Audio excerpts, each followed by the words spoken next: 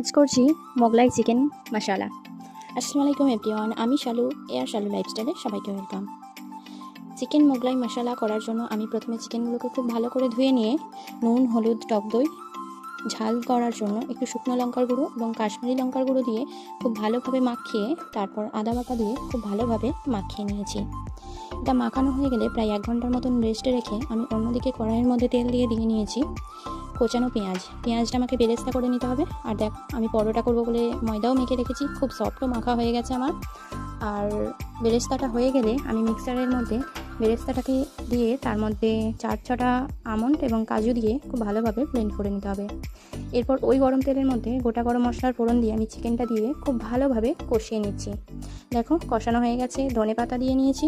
তারপর আমি ওই যে পেস্টটা করেছিলাম ওই পেস্টটা দিয়ে খুব ভালোভাবে আমাদেরকে কষিয়ে নিতে হবে। চিকেনের কাঁচা স্মেলটা চলে গেলে এরপর কিছুটা পরিমাণ ধনেপাতা আর পানি অ্যাড করে খুব ভালো করে ফুটিয়ে নিতে হবে। চিকেন কষা, চিকেন কারি তো সবাই খেয়েছো, একবার এইভাবে বাড়িতে বানিয়ে দেখো, অবশ্যই তোমাদের এই চিকেনের রেসিপিটা ভালো লাগবে।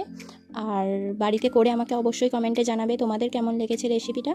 এইরকম আরও দেখতে আমার চ্যানেলটি সাবস্ক্রাইব করে ভিডিও ভালো লাগলে লাইক করো। আজকের মতন আসি, দেখা হবে কালকে। বাই।